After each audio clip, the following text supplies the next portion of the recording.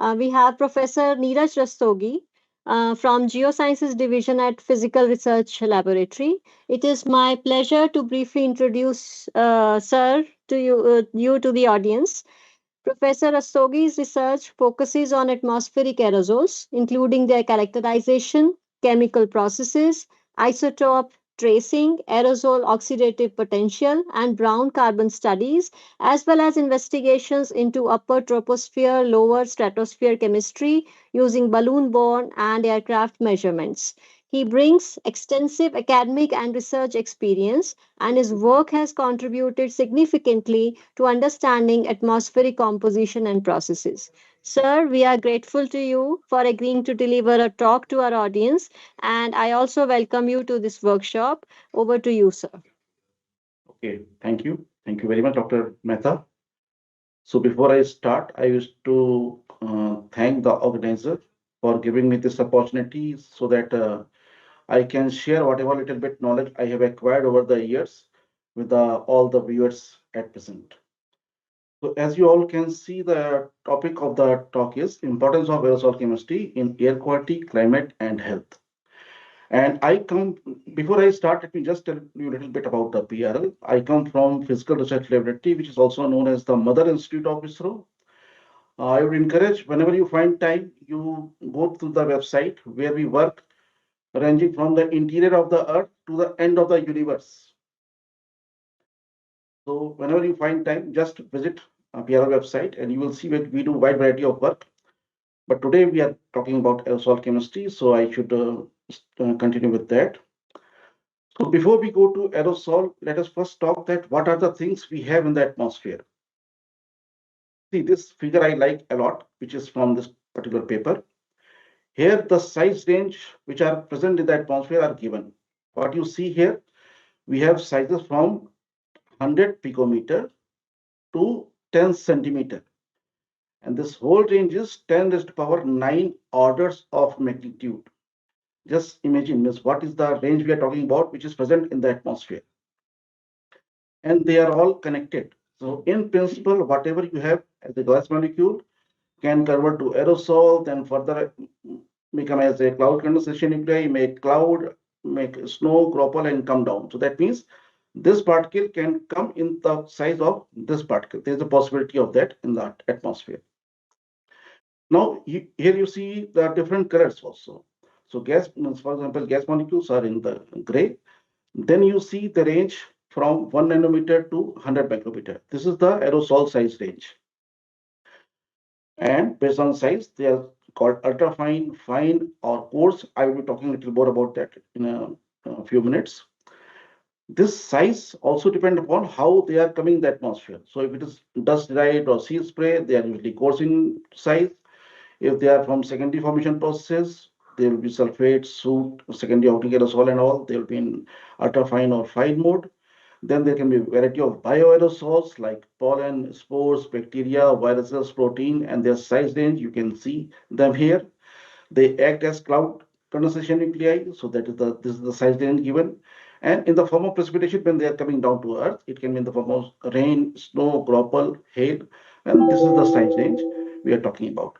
Now I'm keep saying size range, size range. If we just would like to imagine what we are talking about, the size range we are talking about, see, it is an analogy. So if we consider the minimum size as one ant, which is about 3.5 millimeter, then maximum size is moon, which is 3,500 kilometer. So that means from ant to moon, all this I'm taking as an analogy. They are present in the atmosphere. This is the size range we are talking about. If we talk about the aerosols, they vary from 1 nanometer to 100 micron. And if we talk about the size, again, visualize about the size of these aerosols, it is like if you have a small size as a coin of 10 rupees coin, then the biggest size will be a big crater, 3.5 diameter crater, which is this, I just put a figure like a Ramgarh crater from Rajasthan. So this is the size range we are talking about. Okay. Now, in actual terms, if you want to understand what is the size we are talking about, so 100 micron is about the diameter of your hair. Or if you take a pin, the point of the pin is about 50 micron. So now you can visualize which size we are talking about. and we will be dealing about with this during this lecture. Now, multiple times you would have heard the name TSP, SPM. TSP is total suspended particulate. SPM is suspended particulate matter. Then you must have heard PM10, PM2.5, PM1, PM.1. So what does that mean? So if you consider all the particles from 1 nanometer to 100 micron, they will call it as TSP. If you talk about the particles 10 micron and below, then it is called PM10. If we talk about 2.5 micron and below, you will call it PM2.5. If you call it 1 micron and below, PM1, same way, PM.1. So that means all these three are the subset of PM10. PM1 and PM.1 are the subset of PM2.5. Okay, so this you will keep in mind when we are discussing further. Okay, going ahead. So before I proceed, let me just tell a little more about it. So by definition, what is aerosol? What do we mean by aerosol? So solid or liquid particles suspended in the air, they are called aerosols. As we saw, that size can be there can be large variability in the sizes. They come now from where they are coming from. So they can come from various natural sources like sea salt. Many of you may be living around the sea, or you would have gone to the coast. You would have seen this whenever you are around, you see salts on your skin, which is coming as a spray from the sea. So that is sea salt actually. If we see around again, means if you have a dry loose dust in the surrounding, strong winds take the dust in the atmosphere, that is mineral dust. Volcanic eruptions, it is not a continuous source. It happens once in a while, but whenever it is happening, it will put huge amount of aerosol in the atmosphere. Then biogenic emission, variety of pollen, spores, etc. They are coming from biogenic sources, and then these uh, plants also release VOC, which is volatile organic carbon, which convert into aerosol. So that is the source. Then forest fire, once in a while they happen. So these are all natural sources of aerosol. Now, others are man-made. Man-made or anthropogenic, both are same thing. So what are they? So it can be industrial emissions, you all know. It can be vehicle emissions. You are from different cities, you see the vehicles around and you see the pollution coming out of it. Biomass burning, which you know every year it happens in Punjab, Haryana, and Indo-Gangetic plain. And then we also burn wood and all. Winter season is here, so in order to keep us warm, we always use often use wood or coal or something. Then we have thermal power plant, which use huge amount of coal. And then cow dung cake was used as a fuel for cooking. Now means with the more and more um, uh, from government side, Ujjwala Yojana and all, from because of those, this cow dung is reduced, but still it is used in the rural areas. So these are the major sources. Size already we talked about, it ranges from few nanometer to several microns. Source emit primary particles as well as precursor of secondary particles. What does that mean? Primary particle means aerosol are coming as a particle from the source, like mineral dust or pollen or sea salt. Secondary particle means sources did not emit the particle. They emitted the gases like sulfur dioxide, NOx, or volatile organic carbon. But in the atmosphere, they got oxidized, they form sulfate or secondary organic aerosol, and then they become the particle. So they are called secondary particle. Now, if we talk about the lifetime of aerosol in the lower troposphere, it is just about a week. One can think, okay, means it is just going to stay there for a week. Why you are worrying about? Let them be there. So we will see why we are worrying about. But before proceeding further, we talked about the sizes. Now, in terms of chemical, if you see, what are the species we have? So we have variety of carbonaceous compound, that is carbon containing compound, which has a oxidation state ranging from -4 to +4. For example, you have methane, which is the oxidation state of -4. Then NMSC means non-methane hydrocarbons. AVOC is anthropogenic volatile organic carbons. BC is black carbon. POA is primary organic aerosol. SOA is secondary organic aerosol. Primary, secondary we discussed in the last slide. Then BRC is brown carbon aerosol, carbon monoxide, CO2. So all these are carbonaceous components present in the atmosphere. And when we talk about the organics, there are thousands of organics. Means multiple means PHAs, carboxylic acid, sugars, alkanes, propanes, multiple type of organic compounds are there. Then you have variety of nitrogen containing compounds, the oxidation state varying from -3 to +5. For example, ammonia, nitrogen, N2O, NO, HONO, NO2, HNO3, HNO3, nitrate, and some concentration of radicals like N2O5 and NO3 radicals. Then you have sulfur containing compound, again oxidation state ranging from -2 to +6. What are they? The S2S, and then dimethyl sulfide, carbon disulfide, OCS, SO2, sulfate, etc. Then you also have variety of halogen containing compounds like chlorofluorocarbons, hydrofluorocarbons, halocarbons, etc. And then you have ozone. Ozone is maximum concentration about 90% present in that stratosphere, which is saving us from the dangerous part of the sunlight coming from the sun, that is UV light. And then you also have ozone in the troposphere, which has a large variability in the concentration depending upon various sources and process. And then you have other things like sea salts. We talked about the among the sources. So sea salts can have sodium chloride, sulfate, magnesium, calcium, potassium, etc. You have mineral dust, which can have calcium, magnesium, sodium, potassium, iron, aluminum, manganese, silicon, etc., etc.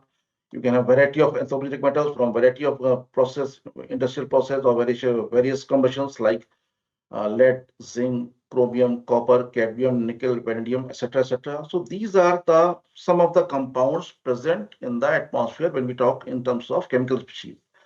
So now we know in terms of size what range we are talking about, and in terms of composition what we are talking about. So what are the things which can be present in the atmosphere? Moving further, so once aerosols are in the atmosphere, then they can also undergo variety of transformation process. What does that mean? So now we already know that we have variety of aerosol like organic, salt, metal, dust, etc. So it is there in the atmosphere. Then you have some relative humidity. Accordingly, you will have some liquid water content which can condense at the surface of aerosol. Now you have water and aerosol both together. Depending on temperature, water can be more or less. Then the gases in surroundings can diffuse in this water. These gases like VOCs, NOx, ammonia, and sulfur compounds. And then by reacting with variety of oxidants present during nighttime or daytime, like hydroxyl radical, hydrogen peroxide, ozone, nitrate radical, etc., these gases oxidize and form secondary aerosol like sulfate, nitrate, secondary organic aerosol, variety of secondary brown carbon. So because of these transformation process, the changes, when there is a change in characteristics, so physical, chemical, optical, and isotopic characteristics. What does that physical means? Size and so if again you recall, I was saying that 100 picometer gas molecule can come back as 10 centimeter heavy, come back. So this changes because of this transformation process. Those size is changing. You have aerosol, things are condensing. So in a way, you are increasing the diameter of this particle. So you are changing the size. Initially, this was hydrophobic in nature, but when you are coating, you are making it hydrophilic. So it is changing the surface properties. Initially, it was absorbing. Now with the coat, you are coating with the scattering type species. So you are making it complex. So you are changing the optical properties. You can also change the toxicity of these aerosols. So initially, they were not so toxic, but because of these various processes which are happening, because depending upon aerosol pH and all, they can become more and more toxic when they are in the atmosphere. And then it also changes the bioavailability of nutrients. What it actually means, we will be talking about, but that time just keep in mind what I have said this here. It changes the bioavailability of nutrients. In the last, we were talking about this. And then if we talk about the removal processes, they come out from the atmosphere by two major processes, dry deposition and wet deposition. What is the dry deposition? Which happens around the year. It is sedimentation, diffusion, impaction, absorption, and it can happen on soil, water, plant, or any other surface. So, for example, if you are at your home or office, wherever, you put your finger in the surrounding and you see some dust in your hand. From where it is coming? It is through the dry deposition of aerosol from the atmosphere.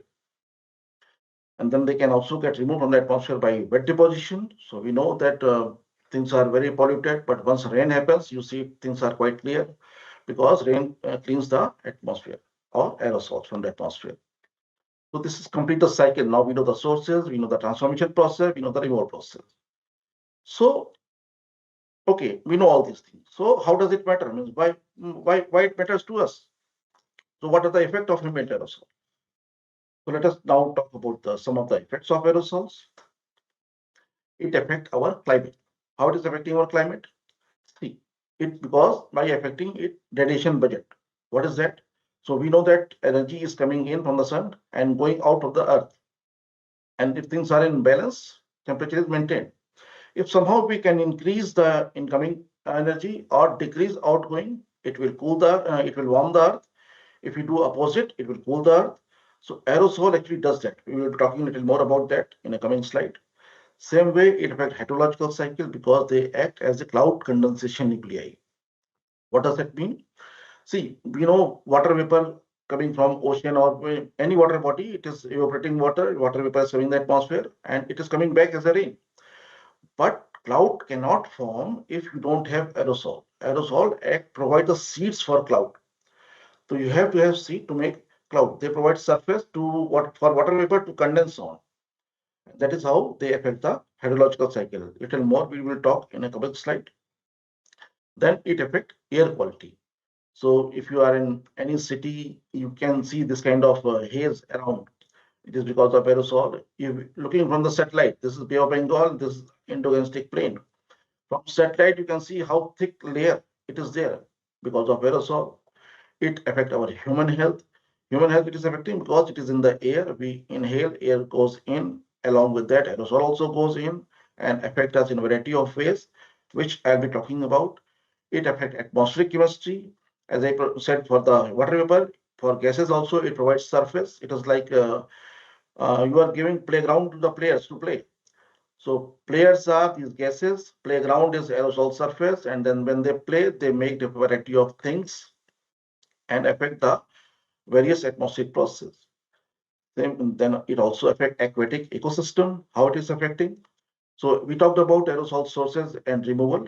So if these aerosols are getting removed over remote ocean or lake, so in a way they are acting as a supplier of nutrient to those lakes or ocean. So nutrients like nitrogen, phosphorus, iron, etc., they come from the aerosol to the surface of the ocean or lakes. This also I will be talking in detail in the coming slide.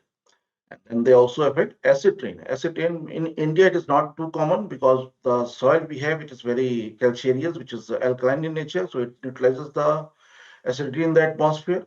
But if you go to Western world, there are multiple places, acid rain is common thing. And it is because of the acidic species like sulfate or nitrate present in the atmosphere. Okay, so when we are talking about any of the effect, size and composition, both are very important. I was looking the previous presentation also by Professor Yogesh Kant, and he was talking about how size is affecting the various optical properties and all. So size is important, and composition is also important because somebody asked that whether sulfate or black carbon, some same size of particle, but sometimes it is scattering, sometimes it is absorbing. So that is the composition of aerosol, surface properties of aerosol, which is causing that kind of effect. And atmospheric processing affect both size and composition, as we have saw in transformation slide that because of the processing, size was initially something else, but it can change. Surface property was something else, it can change. Optical properties was something else, it can change. So processing affect the composition. Okay, now moving further. So if these are aerosols are present in the atmosphere, how do we measure them? Okay, so they are measured by through a very wide variety of things ranging from ground-based sensors to polar and geostationary satellites. Satellite portion, I think in the next talk, it will be covered. I will be talking about mainly ground-based studies. Okay, so how do we do that? So there's something called offline sampling. Offline sampling means you take the sampler, like high volume sampler, to whichever place you want. You go there, you collect aerosol. This is the filter before collection. This is after collection. So this is means whatever aerosol you have collected on a filter, it looks like this in a dirty place like Ahmedabad or Delhi or Kolkata like that. And when we say high volume sampler, you see it is high volume is flow rate we are talking about. This is 1200 liter per minute flow rate.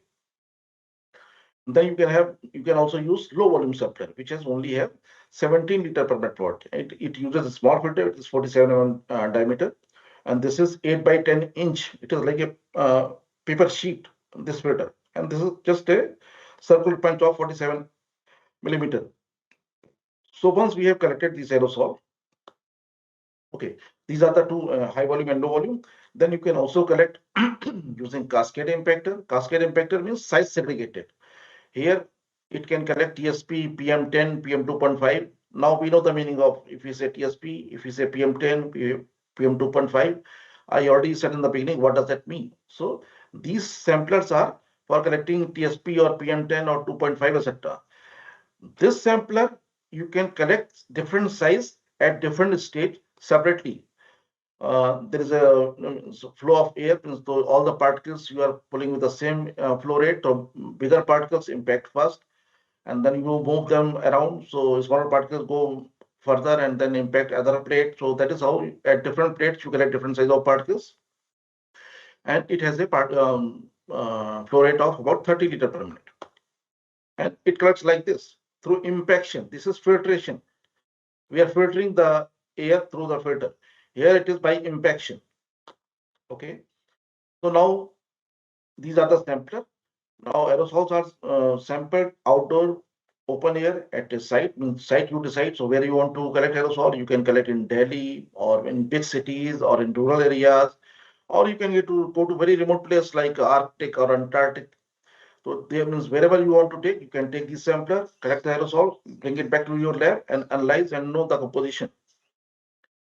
How long you will run the sampler, that depends upon the concentration of aerosol over a given site. For example, if you are at Delhi, a few hours of sampling is sufficient. But if you are at, say, Arctic or Antarctic, you should collect it for a longer time, say 3-4 days, so that you have enough sample on the filter to analyze. Okay. So now by whatever sampler, by whatever you have collected filter, now you are coming to the lab with the filters. So then what you can do wide variety of chemical analysis, like water soluble inorganic species. When I say that, I mean we are talking about ammonium, sodium, potassium, calcium, magnesium, chloride, nitrate, sulfate, etc. You can measure trace metals like lead, arsenic, cadmium, copper, chromium, nickel, vanadium, etc., etc. You can measure water soluble organic carbon, water soluble total nitrogen, bulk organic and elemental carbon, organic speciation. When I'm saying organic speciation, it means you can measure polycyclic aromatic hydrocarbons, alkanes, hopanes, dicarboxylic acid, levoglucosan, etc. Then you can measure brown carbon. You can do the speciation of brown carbon. You can measure oxidative potential. What does that mean? I will be talking about it later. Then you can do stable and radioisotopes. This is for very specific type of studies. And then you can measure, now this is very new thing, you can measure micro and nanoplastics also in aerosols. So once you have sample, you can do all wide variety of things. How do you do that? So for organic and elemental carbon, you use this organic and elemental carbon analyzer. For major ions, you use this ion chromatograph. For organic speciation, you use GCMS, gas chromatograph mass spectrometer. For metals, you use inductively coupled plasma mass spectrometer, SPMS. For TOC and TN, you can use TOC-TN analyzer. For brown carbon, you can use liquid wave guide capillary cell along with a portable UV spectrophotometer. And then people can also measure the things, aerosols, using online measurements. So what are online measurements? So what is the difference between online and offline? So previously, whatever I was talking about, you have taken the sampler, you collected the sample for say 8 hours, 10 hours, and then whatever you collected in 10 hours, you are bringing back to your lab and then analyzing. Online means it is continuously measuring. So every minute you have the data. So this is online measurement. So for some examples are this EBAM, which is called Environmental Beta Attenuation Monitor. This is for the mass concentration of aerosol. Now, this low-cost sensor are very popular these days. So because of they are cheaper, so multiple sensors can be put across the city, and then you can measure the mass at different places. If you are interested in number and size of the particles which are present in the atmosphere, you can use instruments like scanning mobility particle sizer, which is called SMPS. If you would want to do chemical speciation online, so you can use aerosol mass spectrometer, which does the non-refractory organics and inorganic species. You can use ZACT, which is which measure metals in the atmosphere. You can use athlometer, which gives you the black carbon concentration in the atmosphere. So these are all at the ground level. But if you are interested in looking at the broader scale, on bigger scale, then you can use passive or active remote sensing, bipolar and geostationary satellites. Okay, moving further. So I was talking about, now I will be telling you that why aerosol composition is important in any effect of aerosol we study. So here if you see, I was telling this is the radiation coming in, going out, things are balanced, everything is okay. But then you put aerosol in between. Now these aerosol, they can scatter the incoming radiation, depending upon if they are sulfate, nitrate, organic type of things. They can absorb the incoming radiation, which particle can absorb, like black carbon, brown carbon, dust type of particle. If they are absorbing, they will warm the earth. If they are scattering, they will cool the earth. Same way, I told you that aerosol act as a cloud condensation nuclei. So means once you make the cloud, cloud is scattered back the incoming radiation. So indirectly, you are scattering back the radiation because of the aerosol. So that is called indirect effect. And this cloud condensation nuclei also means how good or bad cloud condensation nuclei aerosol can be, that depend upon the surface property of those aerosol. For example, hydrophilic species are effective CCN. What does that mean? Say, suppose you have ammonium sulfate kind of particle in the atmosphere. They are hygroscopic. They will try to attract more and more water vapor towards them. They will make the cloud droplet, and then the more water vapor they will attract, they will make rain droplet and fall down. But at the same time, if you have hydrophobic species like mineral dust or black carbon, they will repel the water vapor. They will not allow easily to form the clouds, or even if it is forming, it will not allow to grow.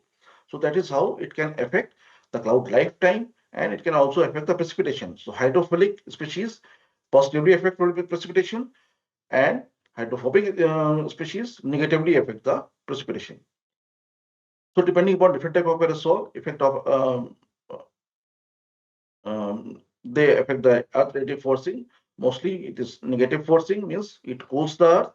So on average it cools the earth, but they have many adverse effect also, which again we will be talking about in the coming slides.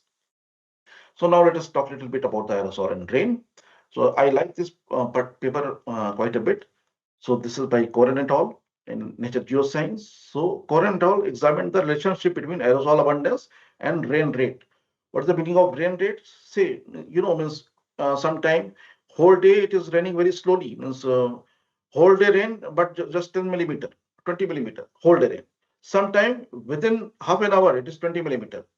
And sometime the cloud burst happens. That means huge amount of rain falling in a very short time. That is cloud burst. So that is rain rate. Rain rate can be less, or highest rain rate we discussed is cloud burst, and lowest it can be few millimeter for the whole day.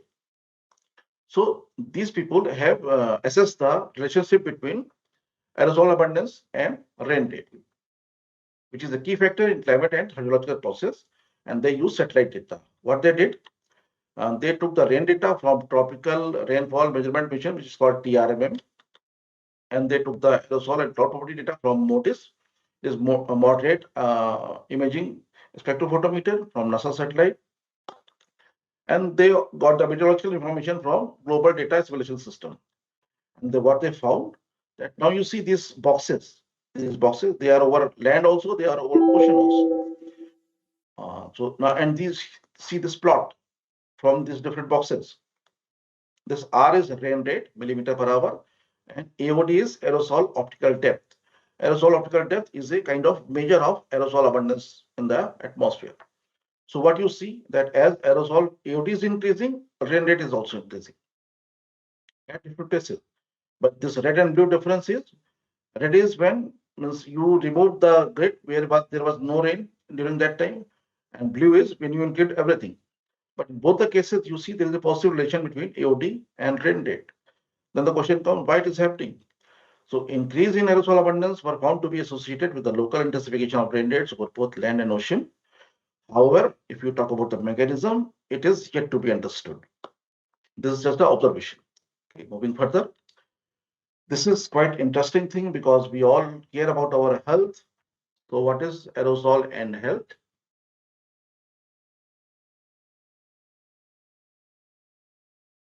See, from for long time, it is known that aerosol affect our cardiovascular system and respiratory system. When I say cardiovascular system, it means it affects our coronary artery disease. It can cause coronary artery disease. It can cause heart attack. It can cause stroke, blood clots. Respiratory system effect means it can cause COPD diseases, asthma, lung cancer. But there are growing evidences that the air pollution effect are much beyond only these two. What are the other effects people are looking now? It can affect our brain. And we are talking about the air pollution. Is affecting our brain. It can cause Alzheimer disease or cognitive decline. It can affect our nervous system, cause Parkinson disease and other neurodevelopment disorders. It can affect our renal system, which may cause various kidney diseases. It can affect our endocrine system, which cause obesity or diabetes. It can affect our reproductive system, which can diminish fertility. It can premature death, birth. It can affect low birth weight. This, you see, it affect embryo. That means soot particles are found in the lungs of in embryo. That means children which is in the form of embryo, it is not yet born, but soot particles are there. That means your air pollution is affecting us before we are born. And these effects can be acute or chronic. When we say acute, acute means immediate effect. That means something toxic you have taken and you are seriously ill or die. So that is acute effect. Chronic means slow poison. That means very slowly, every day you are taking a small amount of poison, so which is actually affecting your health and also it is reducing your life. That is called chronic effect.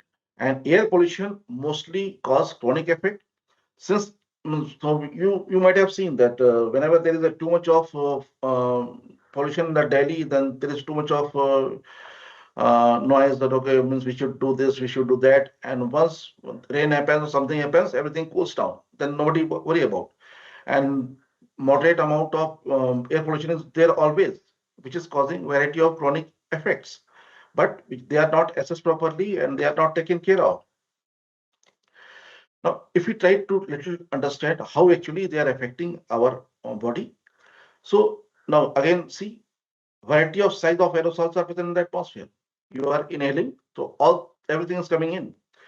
When while making your body, God has made your nose in such a way that it doesn't allow very big particle to reach in. So it knows allowed only particles smaller than 10 micron in size. That means PM10 only are allowed to go beyond your nose, and they stay up to this region only. So PM bigger particles stay here.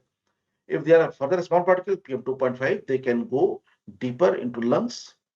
If they are further small, like ultrafine particles, PM0.1 or nanoparticles, they can pass through this our veins and through macrophage, and they can go into bloodstream.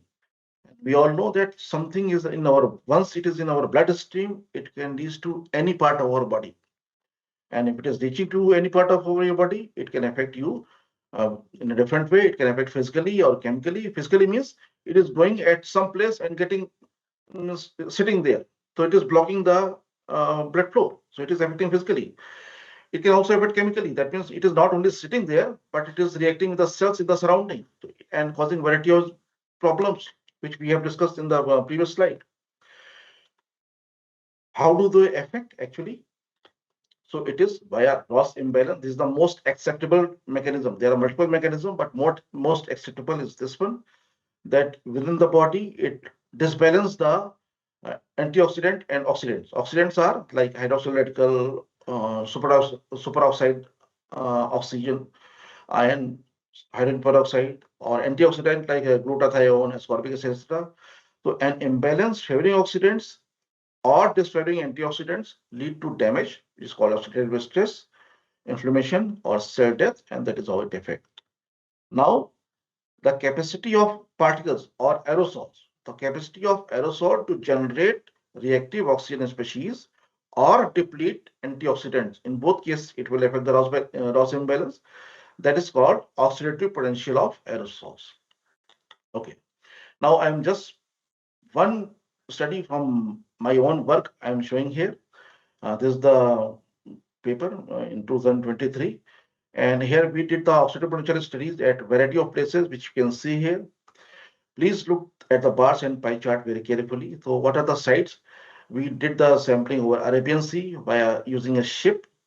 We did over Ahmedabad, Mount Abu, Patiala, Kanpur, Shillong, Port Blair in Bay of Bengal. Now again, as I wrote, you see the bars and pie chart carefully. Now we have black bar, red bar, green bar. Black bar is the mass concentration of aerosol. Green bar is the oxidative potential OPV, so oxidative potential with respect to volume of air. And red one is OPM, which is oxidative potential per mass of the aerosol.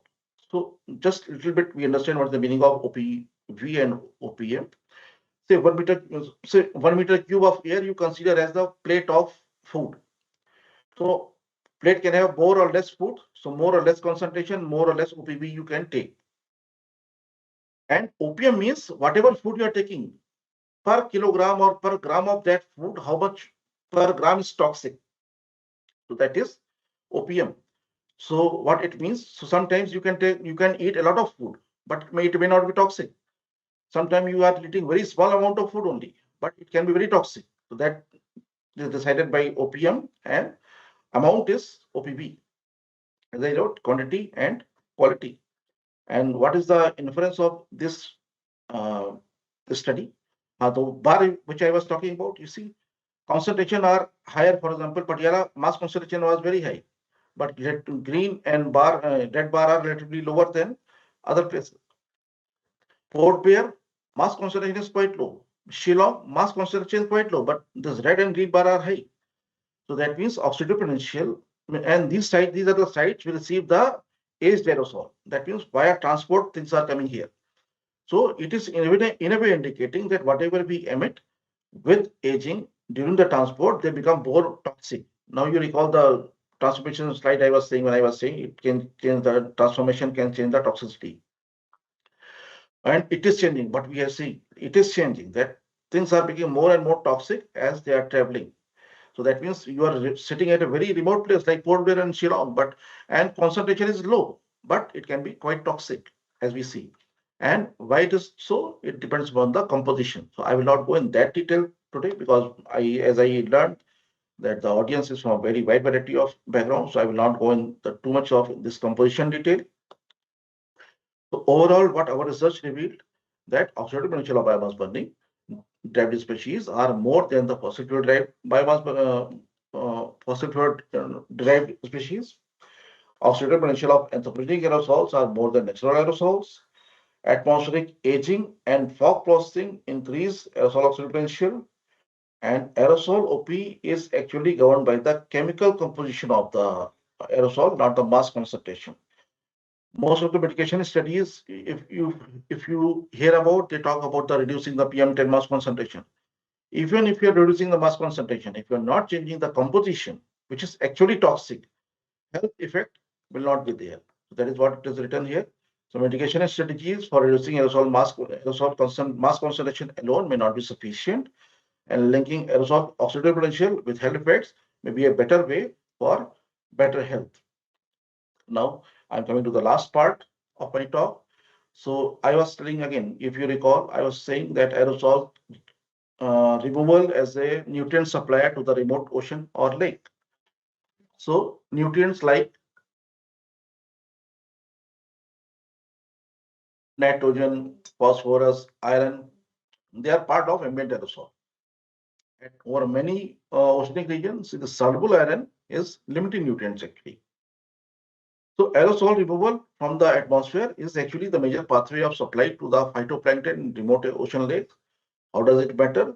So this phytoplanktons, so if you increase the nutrient, it will increase the CO2 uptake by biological pump, which is phytoplankton. And then they will take it down to the surface of the ocean. So that means in a way you are removing the CO2 from the atmosphere and burying it down to the surface of the ocean. So that means you are actually cooling the earth by the whole process by reducing the carbon dioxide through this biological pump. And just one more example I will take. Don't go in too much detail. Just see what I'm just listen carefully what I'm saying. This is Fe. Fe is iron. So iron total concentration, iron water soluble iron concentration. And these are the lines. And this is log scale. Both are log scale. And these lines correspond to if solubility is 0.01%. This is the line, and solubility is 50%. This is the line. Okay.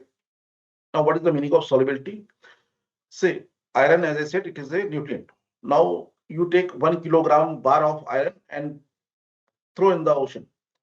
So that iron, can it be utilized by ocean? No, because our biology needs soluble iron, not the total iron.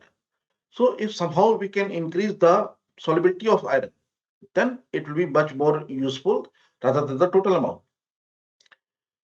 And a constant processing of aerosol that can enhance the nutrient solubility. Now, again, if you recall that transformation slide, I was saying aerosol pH and aerosol pH. If you have lower pH, it can dissolve the iron and it can increase the supply of iron that from whatever 1 kilogram bar you have taken, now you are taking the soluble iron from there and then you are supplying.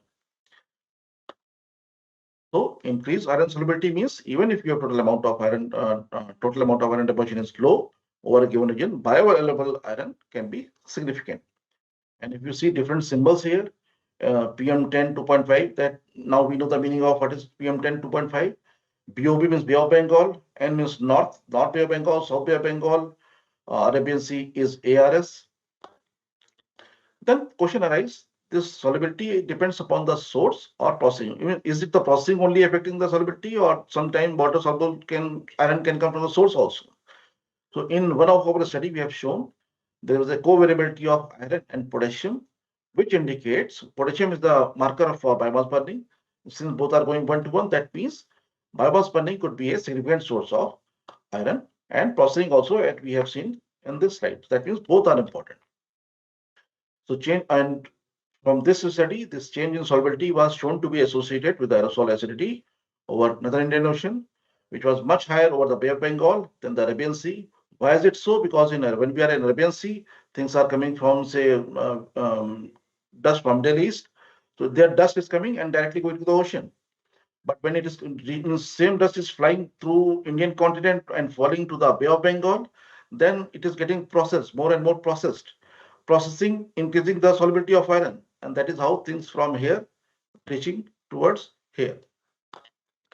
So with this, I will summarize what I am summarizing.